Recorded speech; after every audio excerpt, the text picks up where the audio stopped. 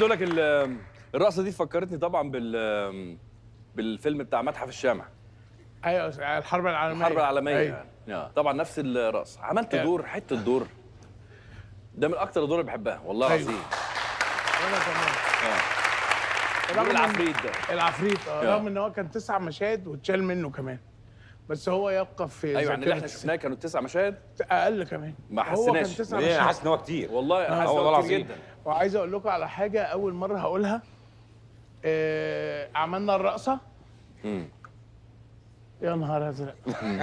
عايز اقول لك على حاجه. الفيلم ده كان في شركه انتاج، عمل نصه وبعد كده عم احمد السبكي اشتراه. فاحمد السبكي عرف ان في عفريت وبيترش، فهو مستني يشوف العفريت اللي يقول له بيترش. فين احمد فتحي؟ عايز اشوف العفريت. ايوه هات ربنا.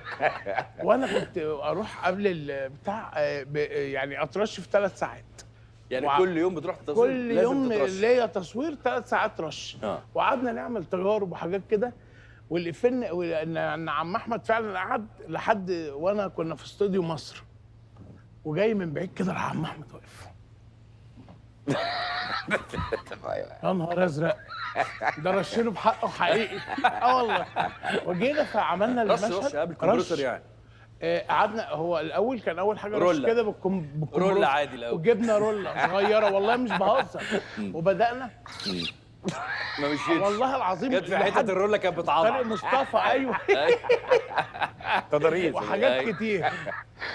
محمود مش معقول. بس احنا متخيلينك دلوقتي وانت بتدهن بالرولة. محمود واقف على يده وديه. فالمهم عملنا الرقصه. المشهد ده كان جامد قوي. فجاه الجندي فقال ستوب يا ثانيه واحده. بقول لك يا فتحي احنا هنعيد تاني وهتطلع هتخش كادر فاضي من تحت. اللي جت بقى دي لو مش عارف بيروح العفريت طالع من هنا وبيبتدي يرقص. ودي كانت يعني من اعلى الحاجات اللي في الفيلم واعلى الحاجات بالنسبه لي على الاطلاق يعني. طبعا لحد دلوقتي سيد. وهو العفريت كان غريب. العفريت ما بيعملش حاجه. لا خالص خالص. سيد الجن رايح في ده. صح. قال له ده انا هضحكك. انت خايف من ايه؟ ده انا هضحكك دلوقتي. بقول لي هشام ماجد الالماني قال لي انا عايزين نطلع من هنا يا سيد. قلت له طب نعمل ايه؟ الباب مقفول من المفتاح. طبعا نعمل هذا شوف. ايوه بس هو مش دي الادوار بس اللي عملتها الغريبه. يعني لا انا كل ادواري غريبه بالذات مع ال3 دول.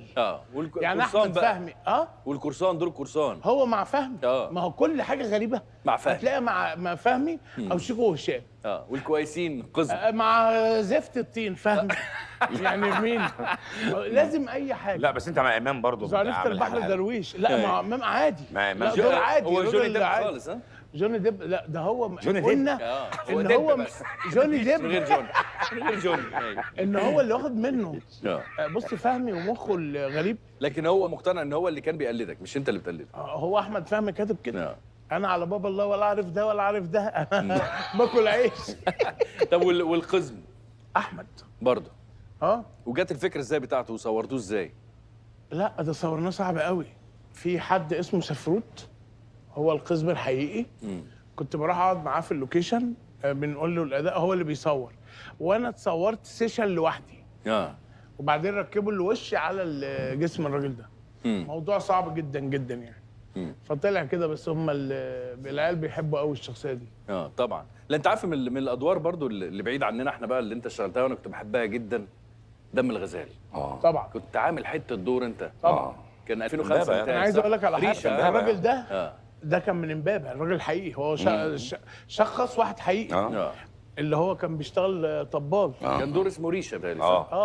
الراجل ده كان عايش في امبابه فعلا. لا بس كان جمهوريه امبابه ساعتها. ايوه جمهوريه امبابه. كان عاملها جمهوريه ليها قواعد وليها اصول ومحدش يخش. اتلحقت على اخر لحظه. مفيش افراح ومفيش مش مين انت ماشي كيف في الشارع مع والدتك مع اختك اثبت حاجات. كان في حاجات خزعبليه الفتره دي يعني. كنتوا تنزلوا في المناطق دي بتحضروا افراح شعبيه اكيد. فرود الفرج وامبابه وبتاع بتحضر الافراح دي وشفت ده طبعا على الحقيقه. يعني الراجل ده كان بيحكم فعلا امبابه. كان بيحكمها فعلا. بيحكمها جدا يعني في فتره التسعينات ديت. يعني نزلت قعدت تتفرج عليه عشان تعمل حاجه شبه اول التسعينات. لا من الادوار طبعا واتعلمت الطبله يا محمود بجد. يعني هتخرب بيتي، ما هو ده برضو من الحاجات اللي ضايقتني في رزق برضو. انا قعدت شهرين اتعلم في الطبله دي في رود الفرج. كنت عايز حد طبال ما يبقاش بقى في اوتيل او في بتاع، يكون في الشارع، افراح في الشارع. فكنت اروح اتعلم وبتاع، مش بتاع في كل حاجه ليها حركه. ايوه لا مش سهل طبعا، صعبه جدا. يعني انا حاولت اتعلم يعني احنا بنطبل اصلا بطريقه غلط. بالك قد ايه ما جربتش موضوع الطبله؟ بالك كتير طبعا. طبعا ما عنديش فكره. ما تفتكرش طبعا دلوقتي لا رزق بقى بعد شهرين قال لي انت كنت مختفي فين؟ قلت له اتعلم الطبله. قال لي وريني كده، وقعد طبل كما لو انه طبال. لا رزق طب طبل. اتعلمنا احنا قلت له ايه طيب عايز ايه انت؟ لا احنا نروح له. بتطبل حلو فتحي. بحب اطبل، بس لكن وجبت طبله كنت جايبه لي هديه.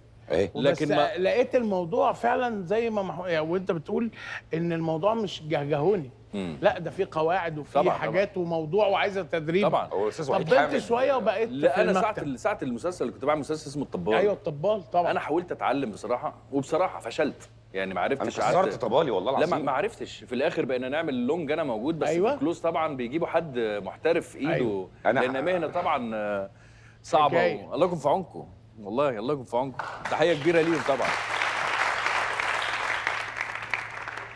والنبطشي بقى يا حوده. النبطشي ده نزلت طبعا في امبابه واتدربت وعشت وحتى النبطشي اللي انا كنت بشتغل معاه انا حييت فرحه، يعني فرحه الحقيقي انا كنت في امبابه بحقيقي يعني. والمايك ده كنت انت اللي عامله مخصوص للدور؟ جولد وبتاع والحاجات كده. موجود في الحقيقه المايك ده اصلا؟ يعني موجود في عندي الناس بتمسك موجود مايكات عندي دهب كده موجود دلوقتي؟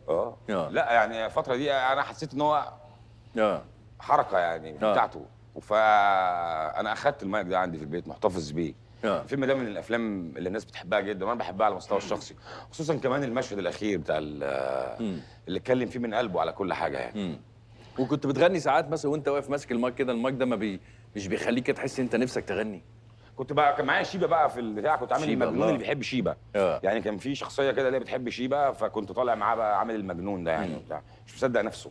طب لو حبيت تغني مثلا ممكن في يوم من الايام محمود عبد المغني مثلا يعمل دور مين مثلا؟ منير الكينج طبعا. تحب انت منير؟ بحبه جدا. مشوار طويل. عمرك جربت تعمل كينج على المسرح كده وتجرب ان انا اغني يعني وكده؟ يعني سريستك. ما تيجي نشوف محمود عبد المغني على هو قال على طول بيعمل الكينج. يلا يا حوده. هو طبعا ما فيش حد هيبقى الكينج. لا مستحيل. او ممكن يبقى الصبي بتاع الكينج. يلا يا حوده خش. عشان محمد منير ده واحد بس تعالى اسمع مغني حاجه للكينج كده. لا بس على المسرح منير ما ينفعش وهو قاعد. يلا ليه؟ محمد يا فتحي.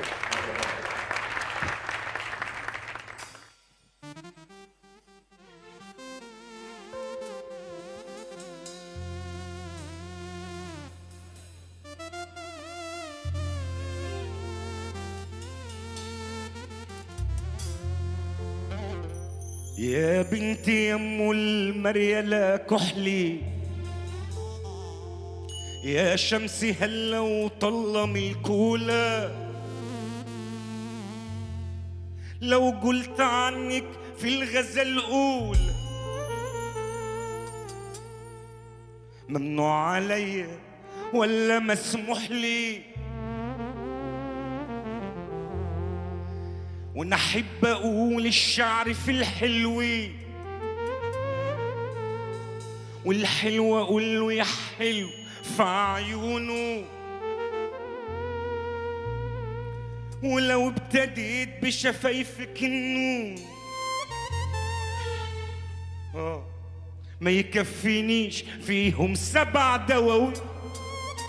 راحوا الصبايا والصبايا جم، مال ما فيهم مين غير بنتي، مال ما فيكي يا بنتي ان انتي فعليكي مني في حنان الام. ايه يا ملاك يا جنية يا ست الحسن، يا عاجبني توهانك في احلامك، يا عاجبني شد الخصر باحسان، يعجبني اخدك للكتب بالحب.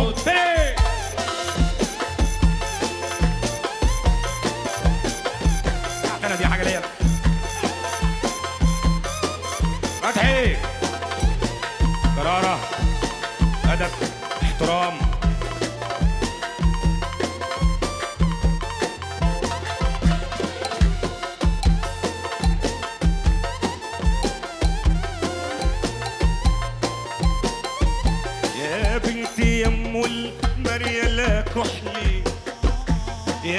شمسي هلا وطلم الكولا، لو قلت عنك في الغزة الأولى ممنوع عليا ولا مسموح لي. لو حب الموضوع خلاص ولا نفسه.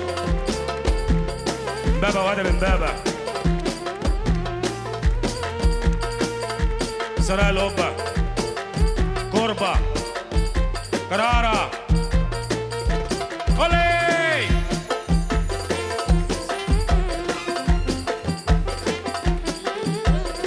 سهراني سهراني سهراني يا سهراني يا بنتي يا ام المريالة كحلي، يا شمسي هلا وطلم الكولا، لو قلت عني في الغزة الأولى ممنوع عليا ولا مسموح لي. بريك